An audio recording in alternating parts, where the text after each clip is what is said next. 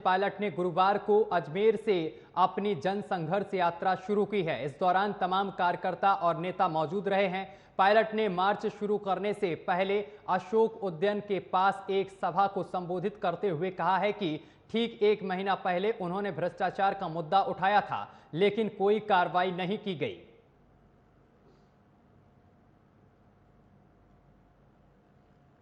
तो पायलट ने यात्रा शुरू की है। आप सब जानते हो, ये देश ये प्रदेश इस बात का गवाह है। वसुंधरा जी के कार्यकाल में लगातार भ्रष्टाचार हुआ, खुलेआम हुआ, और वसुंधरा जी को ललकारा हम लोगों ने। हमने चैलेंज दिया, आपके पास बहुमत हो सकता है, आपके पास सत्ता हो सकती है, आपके पास शासन हो सकता है, लेकिन जनता को लूटने का लाइसेंस आपके पास नहीं है। जो आरोप उस समय लगे थे, मैंने आरोप लगाए थे अध्यक्ष होते हुए, हमारी पार्टी के तमाम नेताओं ने आरोप लगाए थे, सम्मानीय अशोक गहलोत साहब ने आरोप लगाए थे।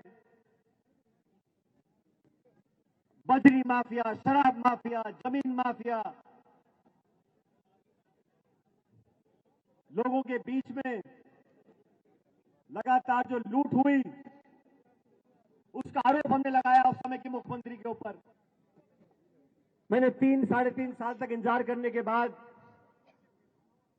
हमारी सरकार को, सम्माननीय मुख्यमंत्री जी को मैंने चिट्ठी लिखी, मैंने आवेदन किया उनको। मैंने कहा, आपने और हमने मिलकर जो तमाम आरोप लगाए थे, अब लगभग 3.5 साल हो गए, इन आरोपों की जांच होनी चाहिए। मैं आपसे पूछना चाहता हूं, उन आरोपों की जांच होनी चाहिए कि नहीं होनी चाहिए? मैं 1.5 साल तक चिट्ठी लिखता रहा। मैंने कभी सार्वजनिक रूप से इस बात को नहीं कहा। चिट्ठी लिखी, दोबारा लिखी, याद दिलाया, आग्रह किया, आवेदन किया, लेकिन ना तो जवाब आया, ना कार्रवाई हुई। अब चुनाव में बच गए 7 महीने। मैंने जयपुर के अंदर मौन व्रत रखा और 1 दिन का अनशन किया।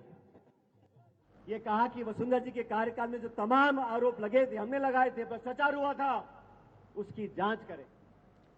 और इस खबर पर हमारे साथ दीपचंद्र, नेता कांग्रेस, हमारे साथ सीधा जुड़ गए हैं। दीपचंद्र जी, कांग्रेस में कलह लगातार बढ़ता जा रहा है, सचिन पायलट यात्रा निकाल रहे हैं, क्या कहेंगे? दीपचंद्र जी, आवाज पहुंच रही? आ रही है सर, आवाज आ रही है मेरी? जी जी, दीपचंद्र जी, कांग्रेस में जो अंदरूनी कलह है वो लगातार बढ़ता जा रहा है। पायलट साहब यात्रा निकाल रहे हैं अशोक गहलोत के खिलाफ।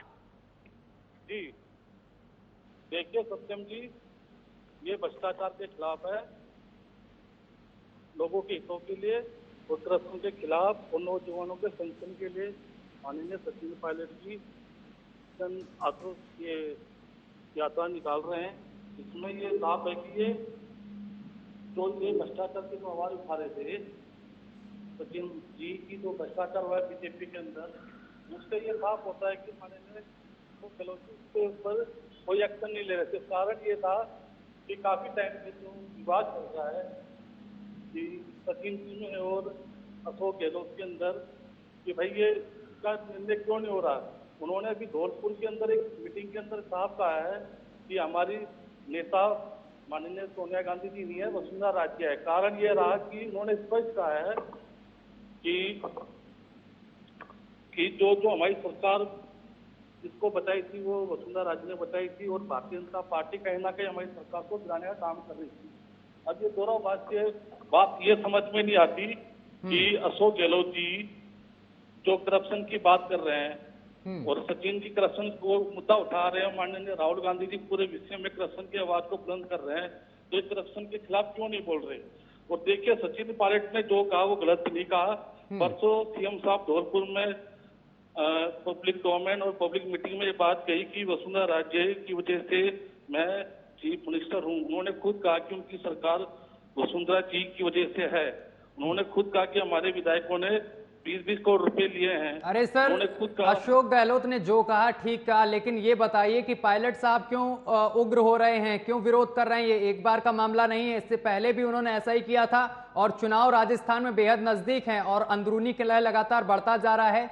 पायलट साहब का कहना है कि जो जिस वादा को करके सरकार सत्ता में आई थी, कांग्रेस सत्ता में आई थी, कि वसुंधरा राजे की सरकार में जो आरोप लगे थे भ्रष्टाचार के, उन पर कार्रवाई करेंगे, लेकिन अभी तक कोई कार्रवाई नहीं की गई अशोक गहलोत की तरफ से।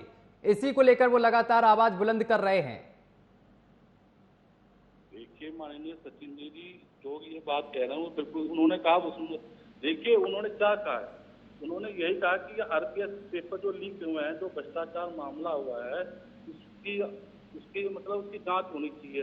तो वो जांच क्यों नहीं हो रही? तो वो तो जो ये तो वही तो मैं आपसे पूछ रहा हूं, आखिर जांच क्यों नहीं हुई? आखिर अंदरूनी कलह ये क्यों बढ़ता जा रहा है?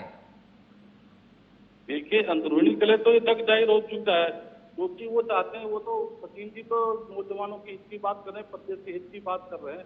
तो वो ये जो आंदोलन है किसी पार्टी के ऊपर नहीं है, किसी विशेष व्यक्ति के ऊपर नहीं है। वो ये मांग रख रहे हैं उनका सोची से कि भाई हमने जो पहले अनशन उन्होंने क्या था उसका निर्णय नहीं लिया गया और उसके कारण कई बार निकम्मा, नकारा और यहाँ तक वो कोरोना तक कह दिया था।